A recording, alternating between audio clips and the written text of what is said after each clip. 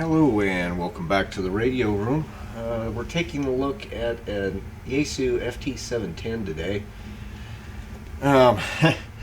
This one has the same problem that unfortunately a lot of Yaesu owners and users have had a problem with the most notably the FT-DX10, but the FT-710 has a very similar circuit in this regard. It has to do with the external display. Yaesu used a DVI connector on the back and wants you to use a DVI monitor. From what I'm understanding, and I've done a little bit of reading up on this, I don't personally have an FT-DX10 or an FT-710. If you use an adapter to say go from DVI to HDMI, sometimes you have this problem. And also, from what I'm understanding, if you use a double insulated monitor, basically from what I'm understanding, it was just a quick read that I've done on this, part of the problem has to do with fact of isolation of grounds between the radio and the monitor. Some of the adapters don't keep all their ground potentials at the same level, from what I'm understanding, so you end up with some current flow going some weird directions if you have the adapter, or if you have a double insulated monitor. Apparently that can cause the problem as well. Basically what happens is you use the DVI to HDMI adapter, or I'm guessing a double insulated monitor. I haven't specifically heard of an instance of that happening, but I did find it mentioned in some of the reading I was doing. And basically, you're fine for a while. From what I understand, some people hook up with an adapter. Their monitor works great for a few minutes. There's some people that use it forever. I think it has more to do with the adapter. Anyhow, and then your monitor just quits. You can't use the external display. It just won't work. There's no output. So the owner of this radio, I believe, was maybe using an adapter to go to HDMI, which you would think would be fine, no problem. And then afterwards, after he found out, when it quit, he started doing a little research on it and found out, well, I guess Yaesu didn't really put this together to do that. I don't even think there's a note in the manual. I don't know. I haven't looked at the owner's manual to say do not do this. I'm guessing Yaesu has kind of let some people know after the fact, and maybe they didn't know exactly that there was a problem when they first designed the radio. So the FT-DX10 and the FT-710 both have a very similar output, and I'm suspecting that's what's wrong with this radio. I did do some testing. The owner was over here. He brought the radio over. We cracked the top, and to tell you the truth, I went to the 5-volt output on the DVI and was expecting to not have any. There is 4.9 volts coming out of it.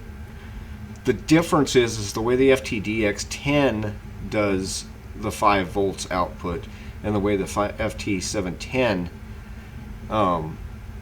has that 5-volt output circuit is a little bit different. It's very close, but it's a little bit different. Namely being, the FT-DX10 has basically a fuse in it. It's a very, very small, basically surface mount resistor that if you put too many amps through it, it just destroys the resistor and it acts as a fuse.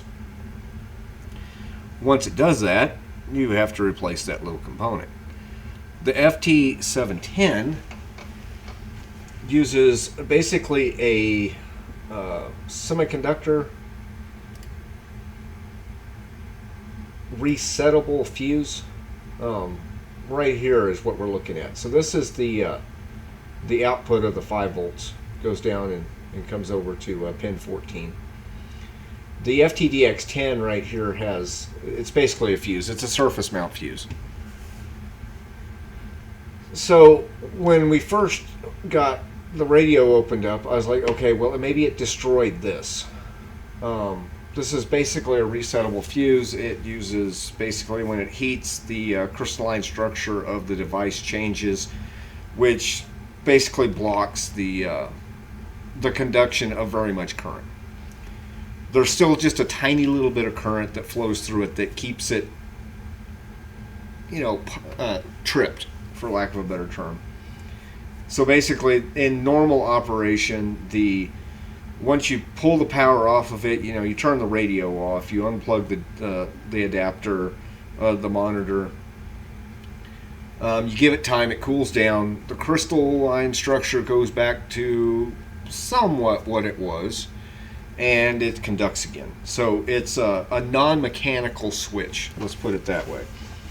It's either on or off, and it's basically, I should say, latched on most of the time until it overheats. And then it, within several milliseconds or whatever, it'll trip if it gets too hot. So when we popped open the radio, I was really expecting maybe that this particular device had completely failed. But I had voltage on both sides of it. But I'm still wondering if it's still a problem. This device, I looked up the data sheet on it. Its minimum resistance is 150 milliohms. The maximum resistance of this device is 1 ohm. I was reading just a little over an ohm of resistance through it, and with no power going through it. It was cold, so it should have been reset. What I'm wondering is, and sometimes these devices, they're PPTCs, polyphasic thermal component or something like that. I don't quote me on that. But it's reading very high in its normal range, and it's just a little over normal range. So it seems like it reset, but sometimes these devices, they don't go back to their original resistance value. So I'm kind of wondering if maybe the higher resistance is kind of acting as a voltage drop in the circuit on the output when you do have a monitor hooked up to it. And it's just not providing the proper voltage for the external display. I'm kind of back and forth on that one either way. 1 ohm, it's going to be a little more resistance. It might be tripping itself quicker if that's the case when you do try it again. So we're going to replace that part. Unfortunately, once I replace it, I have no way to test it. I do not have a DVI monitor. I don't have a DVI cable. Even if I had a DVI cable, I do have HDMI monitors, but then I'd have to use an adapter, and that might put us right back where we were at. So we're going to see if we can get this part changed out, and then I give it back to the owner, and he can try it out. If it doesn't fix it, if that's not what the problem is, and this is not a terribly expensive component or an expensive repair or anything, so it's not like there's a whole lot of loss if it doesn't work. But if it's not this component, which is on the screen right here, there's several other components it could possibly be. I don't know about that, but it was definitely, I think it's power related. So this is my best guess.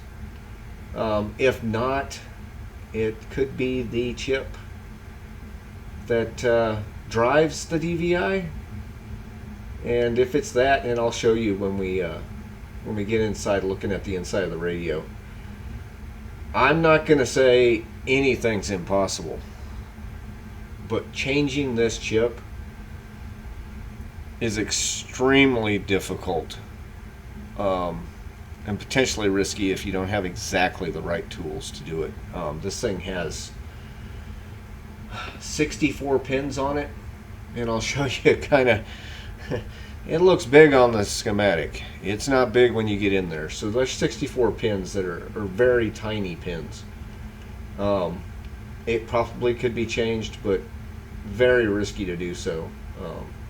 I'm not sure I have what have in the radio room exactly the right tools. And there's a lot of components around this. Even using hot air around it would be a risk. By the time you heat the legs up enough to lift the chip off, you might be blowing tiny little resistors off. You can actually see right here there's these resistor blocks, and they are very close to these pins on there. So let me kind of get the camera switched around a little bit, and we will take a look at where this is in the radio, and we will also see if we can get that one resettable fuse out of there, and see if we can change that out. Like I said, I don't have any way to check it, so I'm just hoping that after this is done, we'll go through the video, we'll change it out. But I'm not going to be able to verify it on camera on whether that was the problem. But this might kind of be a fun little endeavor, and we'll be back in just a moment to see if we can, and we'll look underneath the bottom side of the radio. The radio will be upside down, and I'll have the bottom panel off, just for anybody who's wondering and kind of following along here. Which, by the way, the FT-710 is nearly identical. When you look at it, it's going to be the same location of the radio. It's going to be the same corner of the radio. The same, it's on the bottom. It's right by the DVI connector. So let me get some things set up, and we will see if we can, change this out, and hopefully it'll still work. Hopefully it'll work afterwards, but no way to tell. Okay, so I've got the radio turned upside down. We're looking at the bottom of it. This would be the, when it's facing you, it's the top. Back right corner. If it's upside down, it'd be the bottom left corner. You get the orientation. And we're going to be working in this area right here. Just kind of give you a perspective here, and I'll change camera views real quick and give you a little bit of more close up of this. So here's the get a little more light on that. Here's the area that we're going to be working in. You can see the DVI connectors right here. The device that we're going to be trying to change is right here. This is, it's just a surface mount component.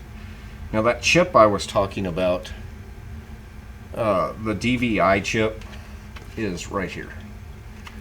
And I think y'all can see all of these little pins right there. And they're all the way around. And then of course you have these tiny little resistor packs right in here. Now, might be a little hard to tell what size that is. Let me see if I can give you something to compare that size with.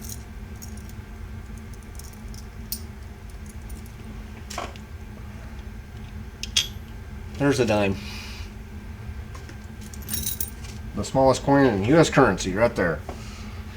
And it's bigger than the chip that we would have to replace. So, to tell you the truth, I'm hoping that this is not damaged. I just don't know if I'd be able to get that out. The surface mount, it's not like if you get the solder, hot on these, they're just going to stay put. If you try to use a hot air on that, you risk blowing these away. I don't have a shield to go around this. Guess I could make one.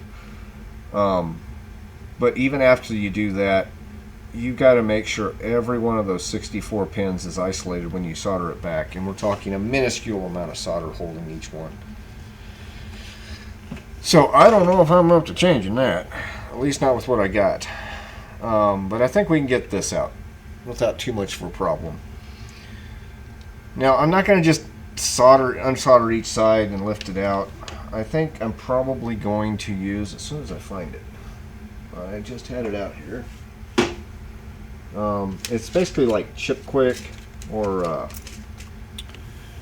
well, heck, done misplaced it. Ah, here it is. It's called Fast Chip.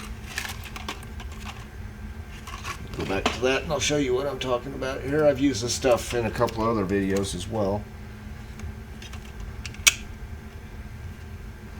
Fast Chip. So it's basically, looks like solder, but it's a very, very low temperature melt. It's got a low melting temperature. It's also very brittle, so you got to be careful when you're hanging it, and you knock it wrong, you break it in half, and then you're trying to use tiny little pieces, which doesn't work too well. So basically, what I'm going to do is I'm going to heat it. First, I'm going to put some flux on here. After I put some flux on there, you know, I'll put some flux on the device, and then I'm just going to put a little bit of this on each side of it. This will mix with the regular solder that's on there, and then when I heat it up, it'll melt faster and stay molten longer. So the idea is that once I do that, I can heat both sides up and then reach in there and pull the chip off without any problems. And I'll just use some tweezers for that. Just reach in there and pick it up off of there, or that's the plan. Get some more light on the subject here. So that's the idea that we're going to try. And then we'll place the new one on there and go from there. I'm just going to put a little bit of flux on here.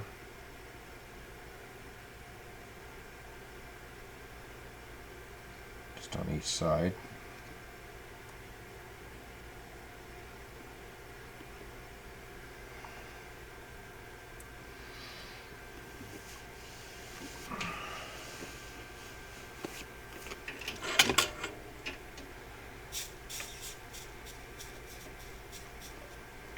Just going to lightly tin my solder in there, and I don't want to get too much solder on it.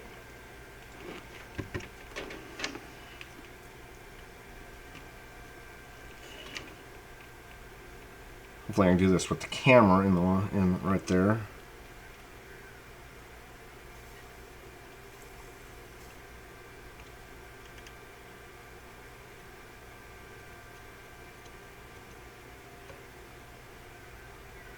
Okay, hopefully that's enough. This one I got to be careful. There's a tiny little surface mount component over there.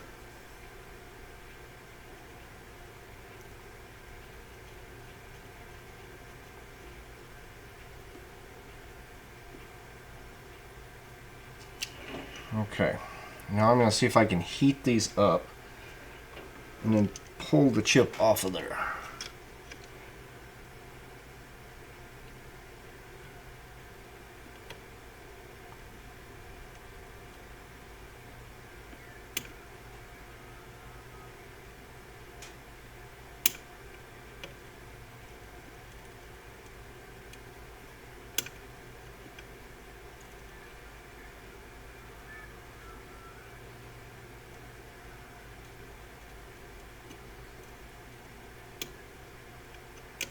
Oh, almost had it.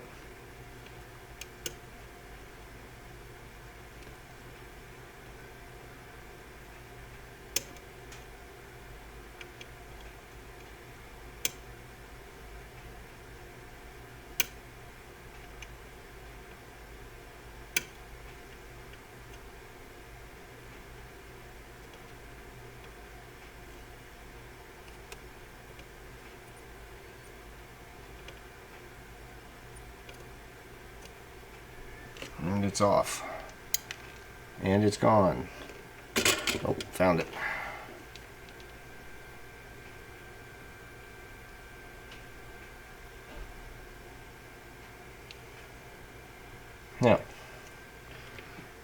what I got to do is I got to get the solder off of the board there. I'm just going to use some solder wick to do that. I got to try and get as much of that chip, whatever the stuff is. Chip Quick's another brand, but this is Fast Chip.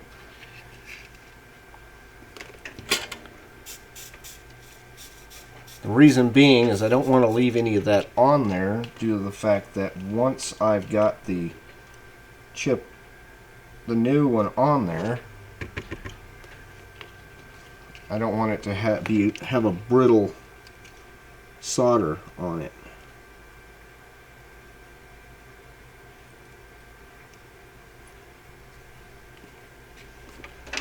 Sometimes this takes a couple of times to get it all off.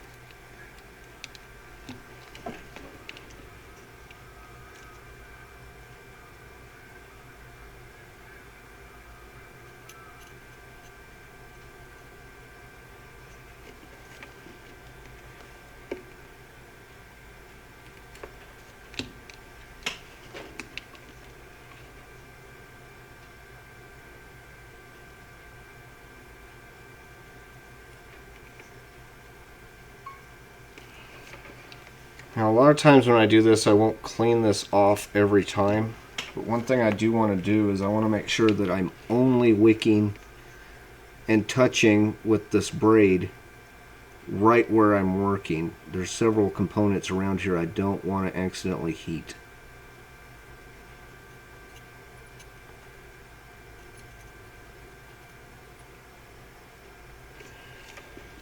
So I'm just pulling it off a little at a time.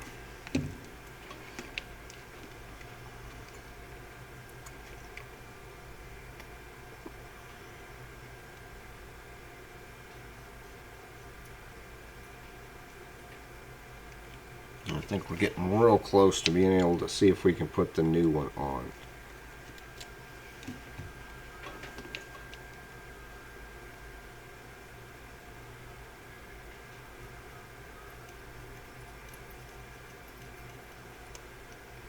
Yep, we just about got that cleaned off good.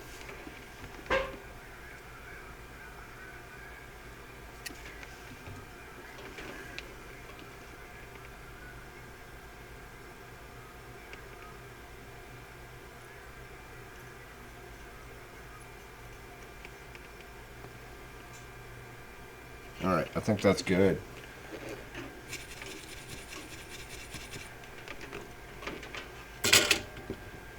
So I'm going to put just a little bit more flux back on there.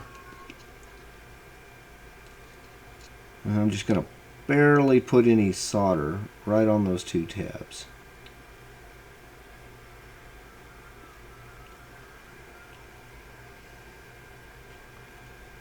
And make sure your tube isn't leaking out the backside, because that just makes an ew mess on your finger.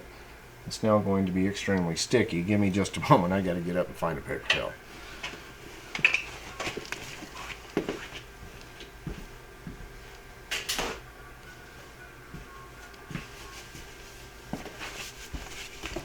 Alright, so we've got that out. Now we need to see if we can put just a little bit of solder on those pads, and then we can see about soldering the new one in.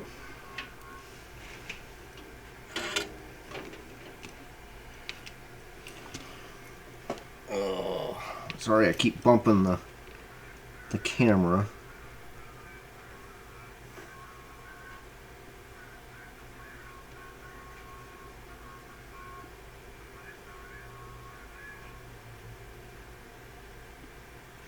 Okay. Now I'm going to change the camera view for a moment. Come back to that. And I think you guys can see I'm not going to do this right over the radio. So I have the new chain. They come in an anti-static shield bag. There's lots of sensitive components in here as well. If you'll notice, I got this gray. This is my ESD pad, and I am tied into the system as well.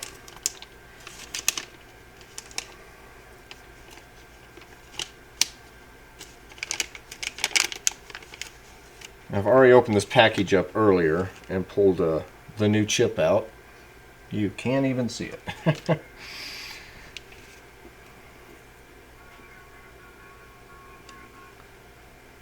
There's the new chip. Now I'm going to look at it carefully. I don't think there's an up or a down on this. Doesn't really look like it.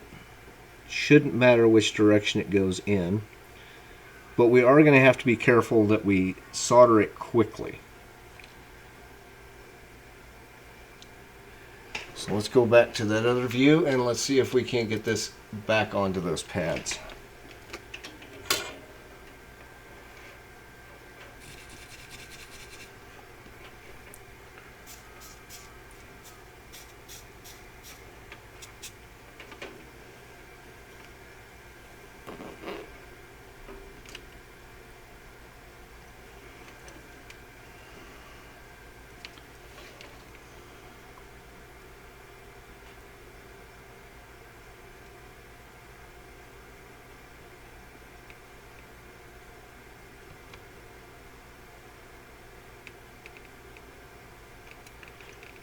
Okay, it's there. I'm going to try and solder this other side.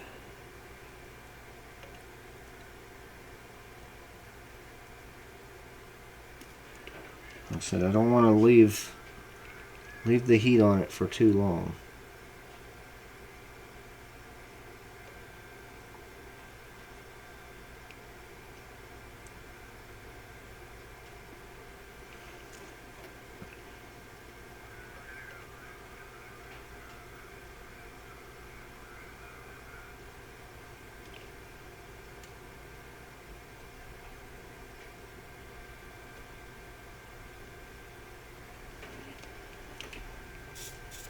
And that should have it back in there.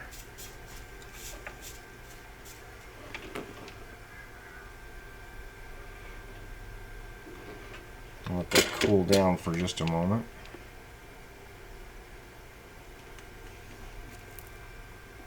Double check, make sure I didn't bridge anything.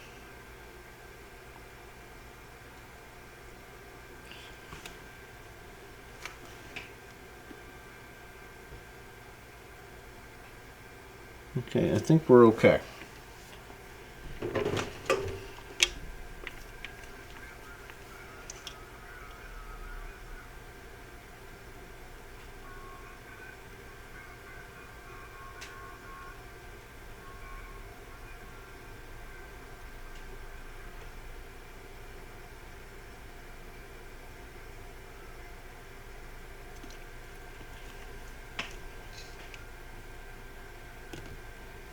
Like I said, I'm kind of having my doubts that this was the problem, but it's new, it's in there. Hopefully it's going to be working just fine. I am going to clean up the flux that's in there. And like I said, if this didn't fix it, it's quite likely going to be that little chip, the DVI chip right there. And if that's the case, well, I'm pretty sure Yaesu, even if they fix this, they probably just changed the whole board, would be my guess.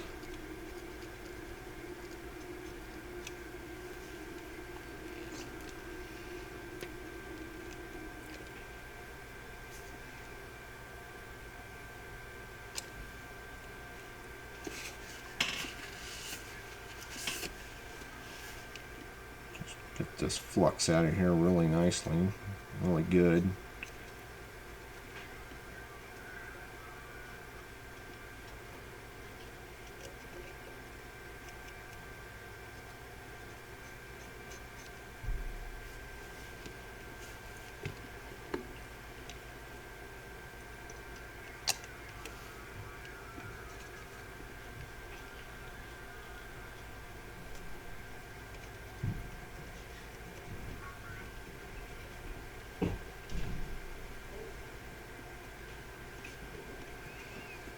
Alright, so that's got the new chip, the new device in.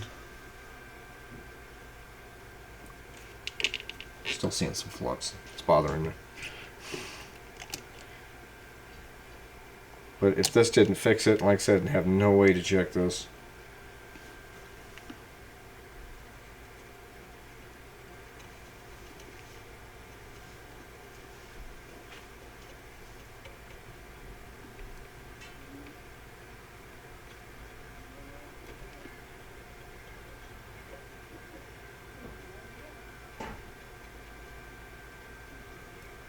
Then it's probably damaged more. One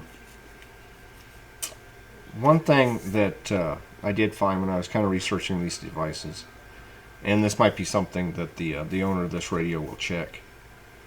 I did read that some of the times these devices take, you would think that it would be a matter of a few minutes. It cools down, it resets, you go on with life.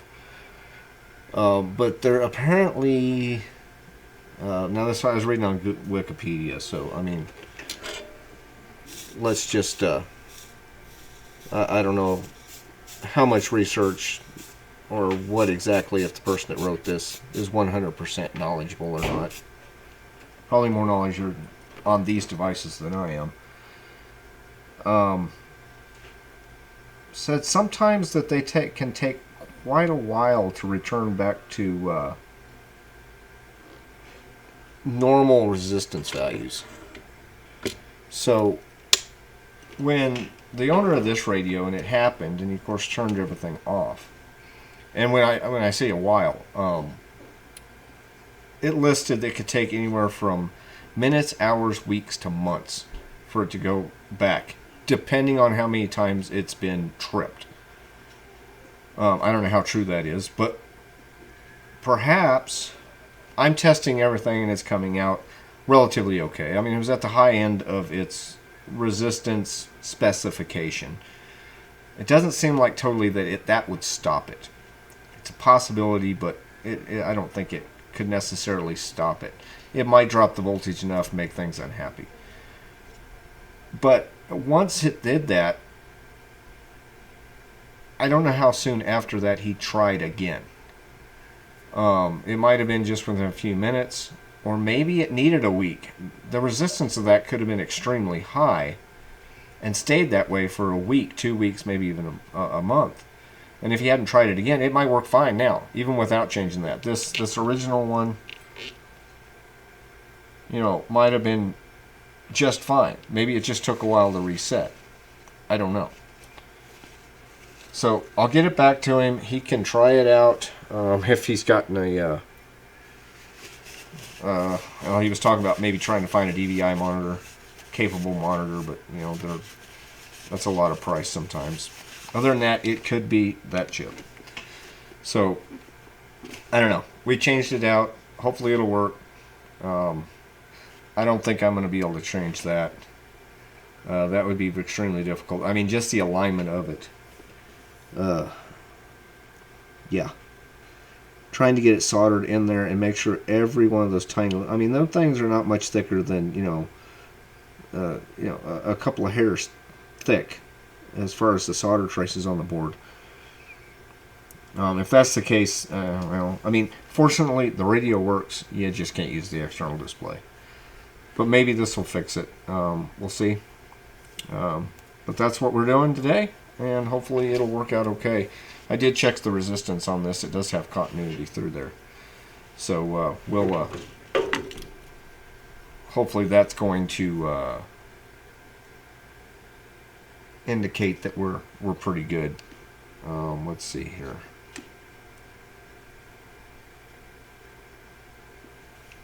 We're at...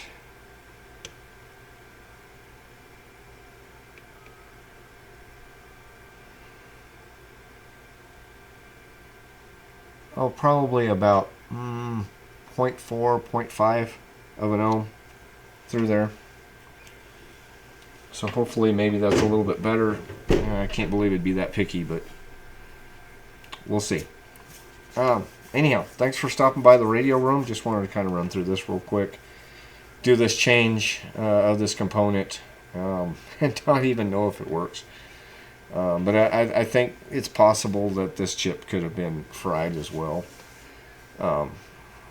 And like I said, Yaesu probably changed the whole board for that chip. But thanks for stopping by the radio room. Hope you enjoyed this video, and we'll see you next time.